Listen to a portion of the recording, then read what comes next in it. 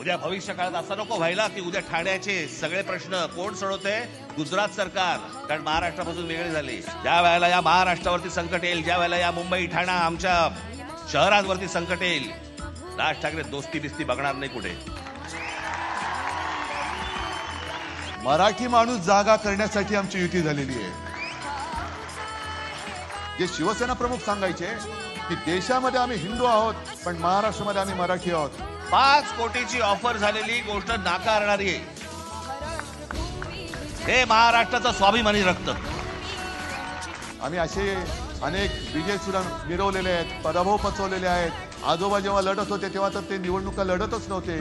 शिवसेना प्रमुखांनी कधी निवडणूक नाही लढवली. आमची तळमळ आहे ही तुमच्यासाठी आहे. ही कोणती महाराष्ट्रातील निवडणूक आहे? अहो, इतकी वर्ष ह्या निवडणुका आम्ही बघतोय, अशी निवडणूक नाही पाहिली. एका लहान मुलीच्या बलात्काराच्या प्रकरणामध्ये सह आरोपी असलेल्या माणसाला स्वीकृत नगरसेवक पद देण्याची यांची हिंमत कशी होते याचं कारण तुम्हाला गृहीत धरलेलं आहे. कोण तुम्ही आलात की 5-5 हजार रुपये तोंडावर फेकू आणि तुम्हाला विकत घेऊ? ही आली कुठून हिंमत? पूर्वीच्या भाजपामध्ये राष्ट्र प्रथम होतं. आत्ताचा भाजप हा चोर प्रथम, भ्रष्टाचारी प्रथम.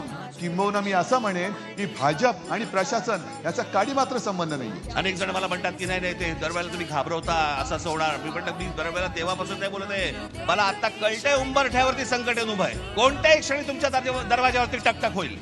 आज जर गाफील राहिला कायमचे फसाल. कारण केंद्र हातामध्ये, राज्य हातामध्ये, उद्या या महानगरपालिका पण हातामध्ये गेल्या त्यांच्या, तर काय विचारच नको. कोणाकडे जाणार तुम्ही? आमचा विरोध दुसऱ्या भाषिकाने किंवा भाषेला नाहीये, पण आमच्यावरती जो दादागिरी करतोय, आमच्या घरात घुसून त्याला त्याच भाषेत उत्तर नाही दिलं तर कशाला छत्रपतींचं नाव घ्यायचं? प्रत्येक भाषेचा प्रांत आहे आणि त्या प्रांतामध्ये त्या भाषेचा मान हा राखला गेलाच पाहिजे. मुंबई आणि ठाण्याचा सुद्धा महापौर मराठी होईल.